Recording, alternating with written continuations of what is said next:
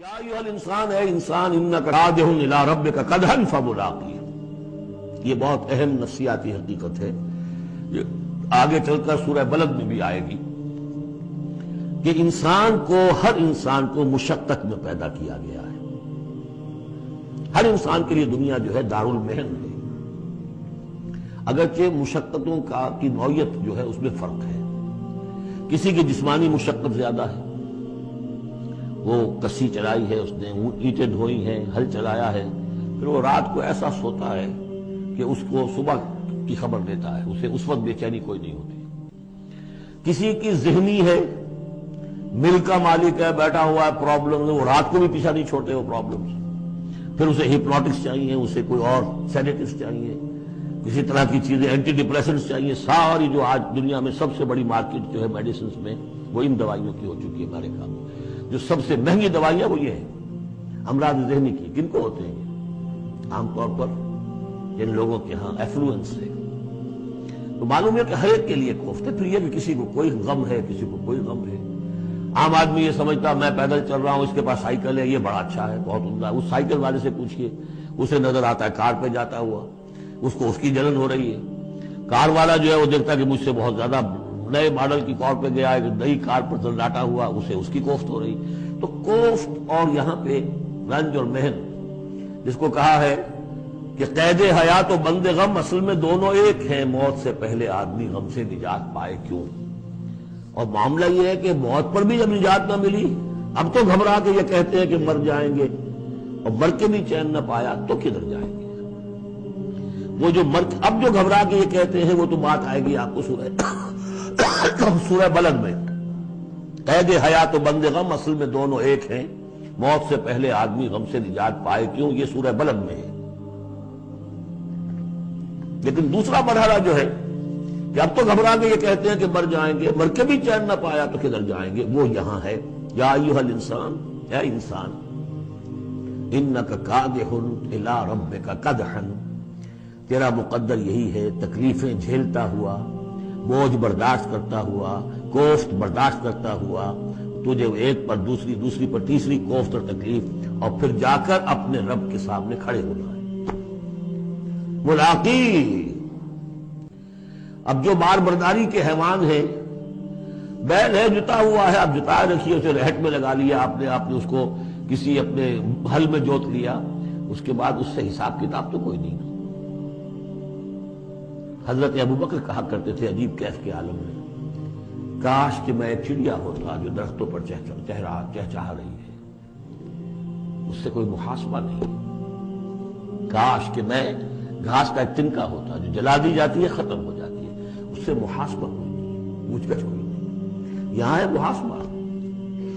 یا ایھا الانسان انک کادح، مشقتیں بھی جھیلو، صدمے بھی جھیلو، بوجھ بھی اٹھاؤ، اینٹیں بھی ڈھو، اور جو بھی کرنا، قلم کی گھس گھس کرو، بیٹھو، جاؤ 3 جگہ 4 جگہ مطلب کرو، اور مریضوں کی خدمتیں کرو، اور پھر یہ کہ سب کچھ کر کے پھر ایک دن کھڑے بھی ہو جانا ہے۔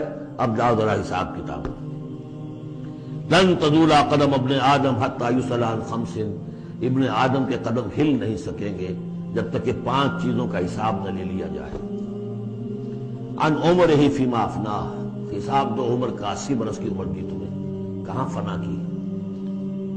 خاص طور پر وعن شبابہ فیما ابلاہ، شباب، جوانی، قوتوں کا، امنگوں کا دور، وہ کہاں گلائی تھی جوانی؟ وعن مالہ من این اکتسبہ وفیما انفقہ، مال کا حساب دو، کہاں سے کمایا تھا، حلال سے کہ حرام سے، اور کہاں خرچ کیا تھا، عیاشیوں میں، عللوں تللوں میں، یا ادائے حقوق میں۔ وَأَمَّا عَلِمَ فِيمَا عَلِمَ، اما عمل فیما علم، اور 5واں سوال سب سے مشکل ہے، جو علم حاصل ہوا تھا اس میں عمل کتنا کیا۔ اس اعتبار سے ایک بات بتا دوں، برا نہ مانے، جن لوگوں نے پابندی سے یہاں یہ آج کون سا دن ہو گیا ہے، 25واں، ان کی سب سے بڑی مشکل ہو گئی ہے۔ اب سب سے بڑی مشکل اب ان کی ہے۔ اما عمل فیما علم، جو علم حاصل ہوا ہے اس میں عمل کا حساب کتاب ہوگا۔ وہ غریب جنہیں موقع ہی نہیں ملا، کبھی کوئی ایسی صورت ہی نہیں بنی کہ ان کے سامنے قرآن کی دعوت آ گئی ہو، ان کے پاس شاید کوئی نہ کوئی عذر ہو، ان کے عذر کا حصہ جائے گا ان پر جن کے ذمہ تھا یہ قرآن کی پہنچایا نہیں پہنچایا. لیکن یہ ہے کہ جن تک یہ بات پہنچ گئی انہیں سمجھ لینا چاہیے کہ بہت سخت ہے معاملہ.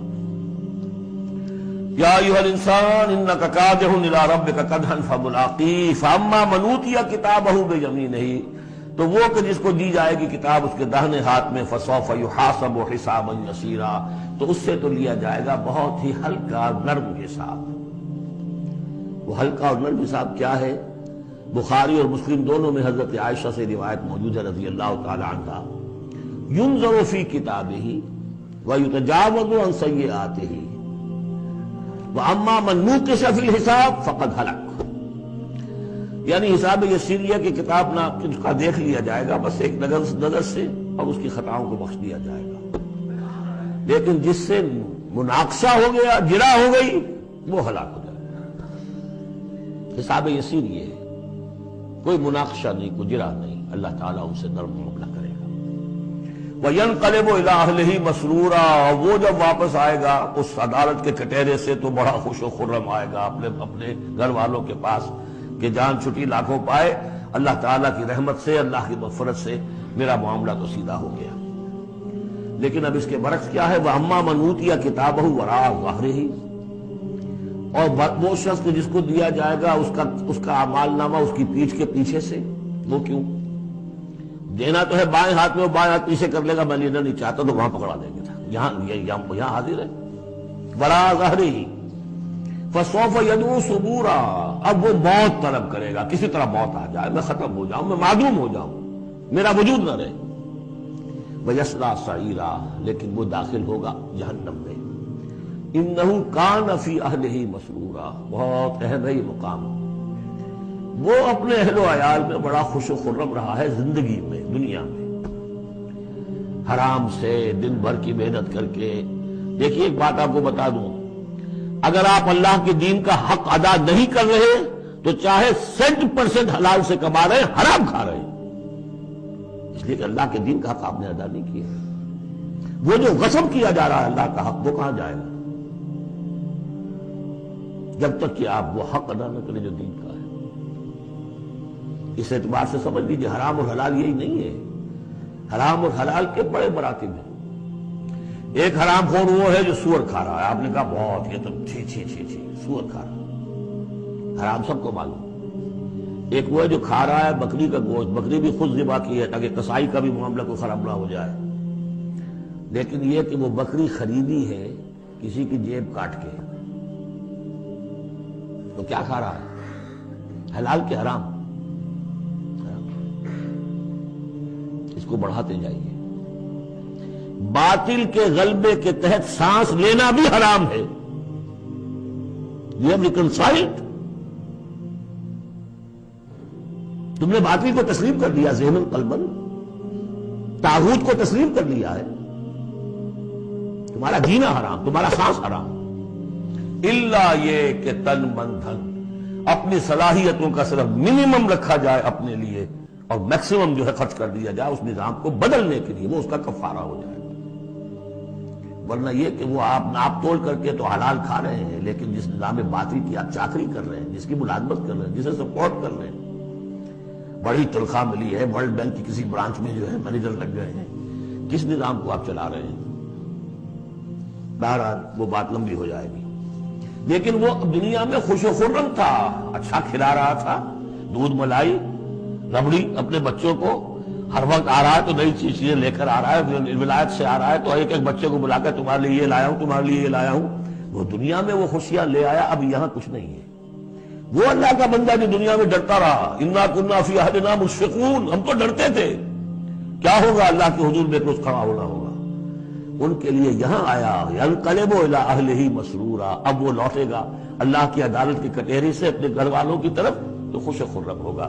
اور یہ جو ہے یہ دنیا میں خوش و خرم رہا تھا اپنے اہل و عیال میں. انہ کان فی اہلہ مسرورا انہ ظن ان لن یحور، اس کو گمان یہ ہو گیا تھا کہ لوٹ کر آنا نہیں ہے، ہمارے پاس آنا نہیں. بلا، کیوں نہیں؟ ان ربہ کان بہ بصیرا، یقیناً اس کا رب تو اسے دیکھ رہا تھا، ہر آن دیکھ رہا تھا، اس کی نگاہ میں تھا.